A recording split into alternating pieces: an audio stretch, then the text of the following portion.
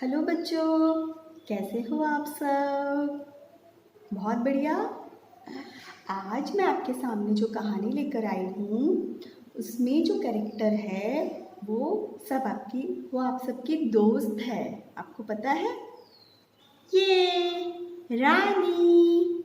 से हेलो रानी। आप सब रानी को हाय बोलो। हाय।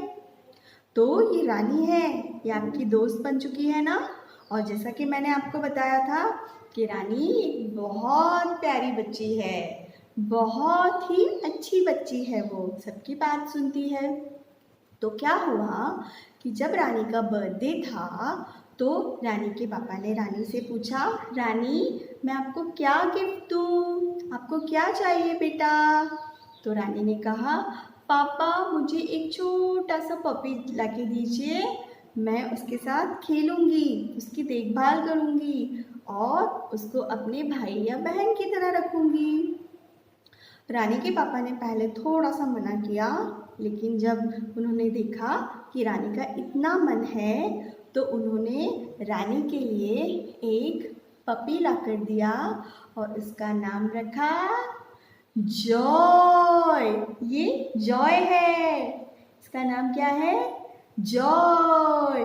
रानी उस पपी को देख के बहुत खुश हुई, उसने उसको बहुत प्यार किया और रानी ने अपने पापा को कहा, पापा ये मेरे अब तक के बर्थडे का सबसे अच्छा गिफ्ट है, सबसे अच्छा, थैंक यू सो मच। और रानी और जॉय साथ साथ रहने लगे।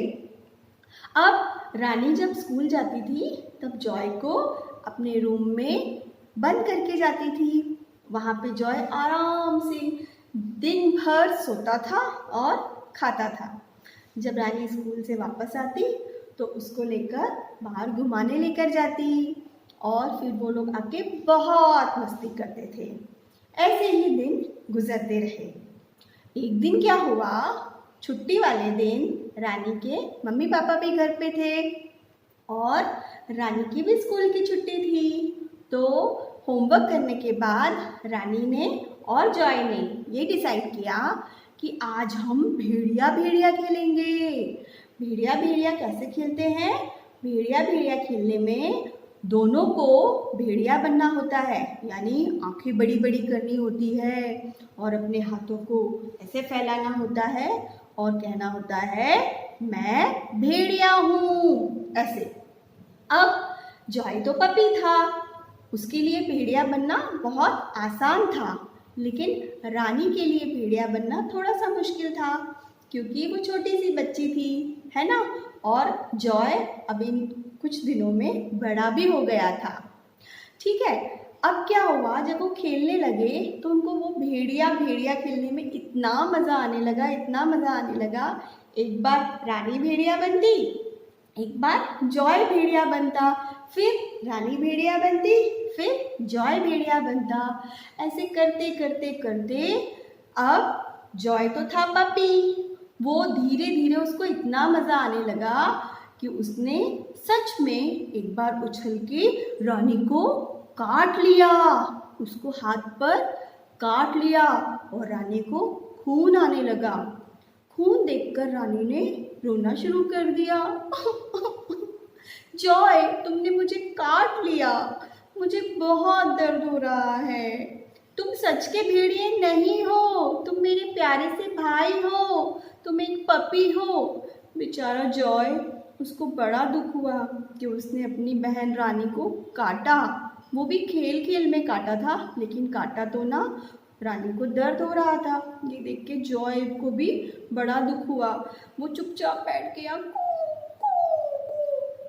अब जब रानी की मम्मी रूम में आई तो उन्होंने देखा रानी के हाथ में ब्लड आ रहा है, खून आ रहा है। उन्होंने कहा, क्या हुआ रानी? तो रानी ने कहा, जॉय ने मुझे काट लिया मम्मा। तो रानी की मम्मा ने कहा, अरे ऐसे कैसे हुआ? उन्होंने रानी के पापा को बुलाया और वो लोग रानी को लेकर अस्पताल चले गए, हॉस्पिटल चले गए। वहाँ जाके रानी को ऐसा लगा शायद जॉय ने रानी को काटा है, इसीलिए पापा जॉय से गुस्सा हो जाएंगे और फिर उसको कहीं छोड़ कर आ जाएंगे या किसी को दे देंगे। ये सोच सोच के रानी रोने लगी। अब जब उसके मम्मी पापा ने पूछा, अरे रानी क्या हो रहा है बेटा, आपको ज़्यादा दर्द हो रहा है क्या? तो रानी ने कहा, नहीं मुझे बिल्कुल दर्द नहीं हो रहा, लेकिन प्लीज़ पापा, जॉय ने मुझे खेल खेल में काटा है, वो जानबूझ के ऐसा कभी नहीं करेगा, प्लीज़ आप उसको कहीं छोड़कर मत आना, आप किसी को देना मत उसे, मुझसे जॉय को अलग मत करना। और वो बहुत ज़ोर ज़ोरों से रोने लगी।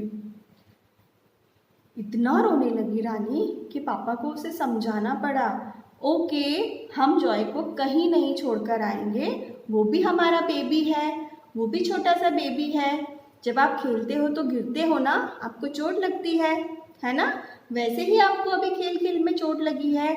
और वैसे भी पापा ने कहा, वैसे भी हमने जॉय को सारे इंजेक्शंस लगवा के रखे हैं, तो चिंता की कोई बात नहीं है, आपको सिर्फ थोड़ी सी पट्टी करनी पड़ेगी और एक टेटनस का इंजेक्शन लगेगा तो सब ठीक हो जाएगा।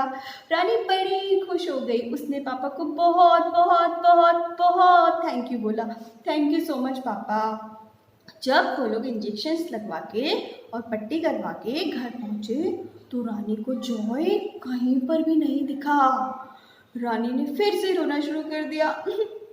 पापा आपने मुझसे झूठ कहा, आपने रोनी को, मेरे जॉय को कहीं भेज दिया है, अब मैं क्या करूं? पापा ने कहा, नहीं नहीं हमने जॉय को कहीं पर भी नहीं भेजा है, देखो यही होगा। रानी ने पूरा घर देख डाला, उसको जॉय कहीं नहीं मिला।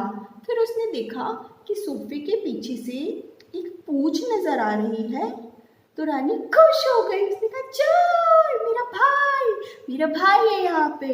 जॉय धीरे धीरे सोफे के पास से निकला और उसने कहा, रोने लगा वो, उसने कहा, कू कू कू, वो कह रहा था अपनी भाषा में कि दीदी आपको ज़्यादा तो नहीं लगी? रानी ने कहा, नहीं मुझे बिल्कुल नहीं लगी, और मैं इस बात से बहुत खुश हूँ कि पापा ने तुम्हें किसी के पास दिया नहीं, पापा ने तुम्हें बाहर नहीं छोड़ा, घर से बाहर नहीं भेजा, थैंक यू सो मच पापा।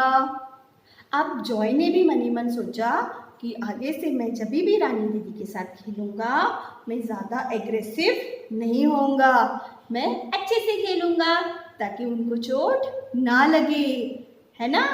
तो देखा बच्चों, जब हम हमारे पपीज़ के साथ खेलते हैं तो हमें भी ध्यान रखना चाहिए कि हमें चोट ना लगे, और हमें ये भी ध्यान रखना चाहिए कि पपी इतने ज़्यादा खेलने में मस्त ना हो जाए कि वो अपने को चोट लगा ले या हमें चोट लगा ले।